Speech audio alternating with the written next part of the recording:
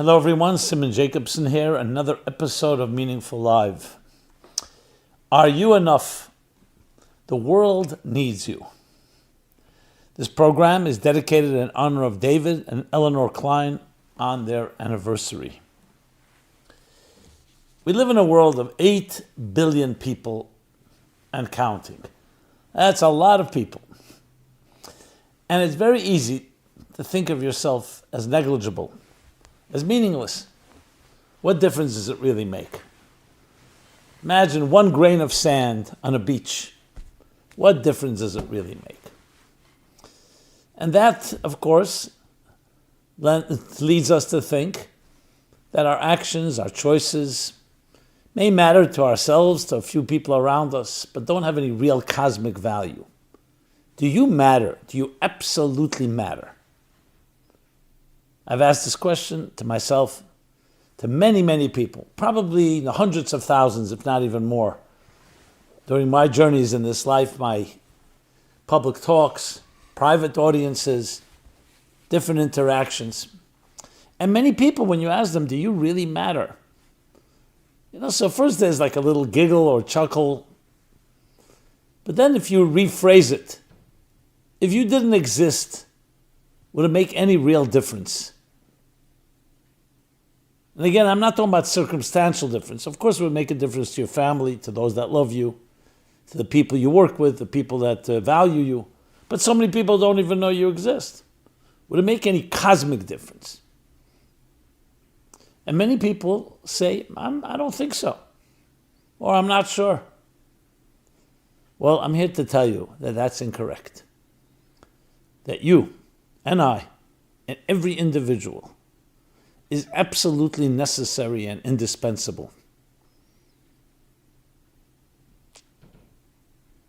And if you say, well, how does that work? 1 grain of sand on a beach? You have 35 to 75 trillion cells within you. Yes, trillion, not billion, trillion. One cell mutates or is not in the right place, it can wreak, God forbid, tremendous havoc. You want an example? You ever see computer code, a program? It can have millions of lines of programming, thousands of lines. Add a dot or take out a dot. Or try it out when you type a URL in on your phone or on computer. 1 dot. And the whole thing won't work. Because it's not about quantity, it's about quality. We are all indispensable cells, indispensable codes in a program, that if you're not doing what you need to do, the entire equation is upset. When you do what you need to do, you complement and you fill in that indispensable and critical component. And this is true in nature, it's true in the human body, it's true in everything that matters. And it's a critical lesson. Because it doesn't matter whether people are aware or not aware. Of course we're not aware of all the details in the DNA, in the genetic and cellular structures of our existence. Every subatomic particle. But today we're becoming more and more aware of the fact that these are critical pieces in a bigger puzzle. And it is like a symphony, like a cosmic symphony, with every piece of the orchestra, every instrument, every musical note, every one of us, absolutely necessary. And I'm not speaking about this only simply as a nice poetic concept. In our day and age, this message is needed more than ever. In a world which is suffering from a lack of a moral clarity, a moral compass, and often not recognizing the value of your choices, it's critical that we be reminded that you and your choices matter to you and to the entire world. The best defense is offense. This is a critical message we must teach our children and all of us.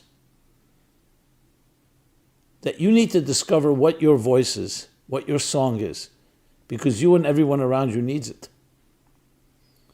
And when you have that type of focus and that proactive approach to life, to sing your song, to express your voice, to make your mark in the world that you and only you can make, that will preempt and prevent so many of the maladies that we have today. Every time we're seeking for something, every time we get connected or attached to something, addicted, is because we're searching for that something that will fulfill and express and actualize who we truly are. If you don't find it in a healthy place, you're going to find it in unhealthy places. That's called attachment disorder.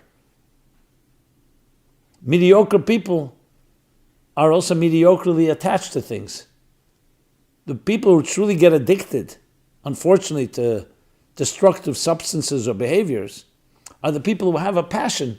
It's just not directed in the right place. You're very thirsty, so you're going to drink whatever comes your way because you're desperate. The best solution is not just to curb your enthusiasm, to tame your passions, to weaken your resolve. It's to focus it, to channel it, to harness it toward real change. And to do that, you need to be focused on why are you here? What is your mission and your calling? So how do you find your calling? You look at what you're good at. You look at your personality.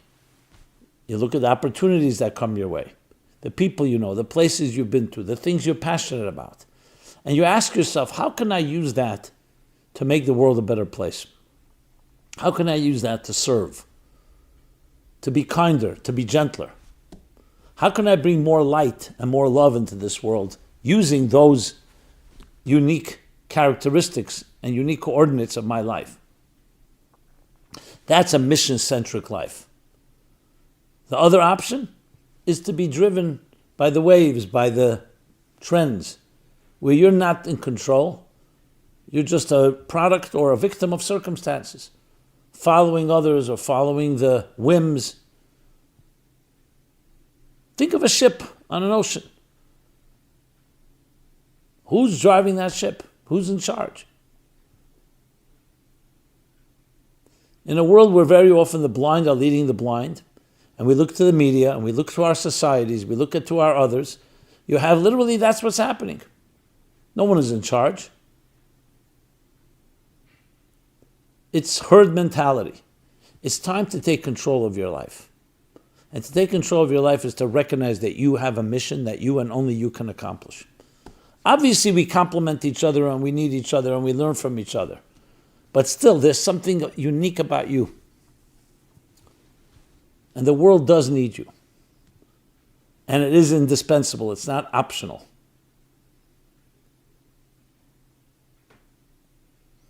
There are too many things that are arbitrary and optional in our lives. So if someone invites you and says, listen, we need you tomorrow morning to come and volunteer. We're going to visit a group of special children. Or we're going to hospital to visit the sick. And it's early in the morning and you say, you know what? Do you really need me? And the answer is, you know what? If you can't make it, okay, fine. That's not exactly going to motivate you to join and participate. But if you're told, hey, we can't do it without you.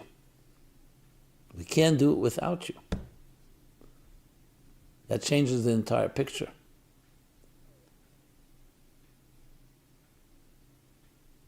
So when you wake up in the morning and you're excited to jump out of bed because you feel you have something to make a mark, accomplish something in this world, it changes so much. We live in a world with a lot of free time. I know we all feel we're busy, but there's a lot of free time. We don't need to spend 10 hours a day toiling under the hot sun to bring home a bushel of potatoes or rice or bread. Today, life is so easy in so many ways. The hardships are mostly internal, psychological ones. I'm not suggesting that in all cases. I know some people suffer from poverty, from disease, from illness. I recognize that. But a lot of our challenges are due to our free time, our leisure. And the only counterforce to that is a life of purpose and direction, a deliberate life.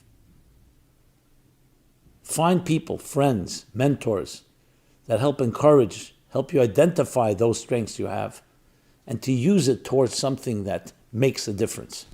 With technology today, it is simply so easy. You can send a message, press of a button, to a group of friends, no limit to how many friends, doesn't cost you anything, and you can change lives. I cannot tell you how many people. I mean, I could tell you, but I'm saying I can't even describe the number of people that literally have said that one line you sent, that message you sent, is exactly what I needed to hear at that time. So you never know. Every one of us has our sphere of influence, and it's time to reach out to that sphere, to be proactive. Yes, proactive. Maimonides says a very powerful statement. He says, always look at the world around you as equal scales of good and negative, of the positive and the negative. And it's one good act that you do, one good word that you state, that you express, one good thought that tips the scales and brings personal and global redemption. What a beautiful way to look at life.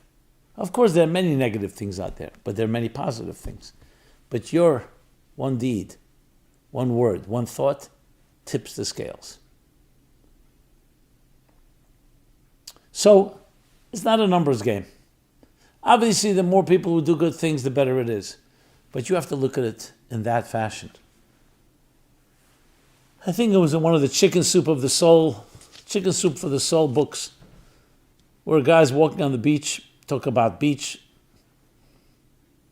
and he's throwing clams that were beached on the dry sand back into the water. And someone says to him, you think you're going to make a difference? Do you know how many clams there are? He says, but for this clam, it makes a difference. That's how we have to look at things. Someone will say to you, you think you can make a difference, you'll be a little kind to a person. You know how many people there are out there? But for this person, it makes a difference. And it has that butterfly ripple effect that makes a difference, not just for one person, but for all the people that person will be in contact with. We're far more powerful than we can ever imagine. Unleash your power. Sing your unique song. Express that passion. Generate energy. Initiate. And you change worlds. This has been Simon Jacobson, meaningfullife.com. Please share this with others if this was inspiring to you. Subscribe to our offerings, subscribe to our YouTube channel. And as always, please, I'd love to hear your feedback, your thoughts, your comments. Be well and be blessed.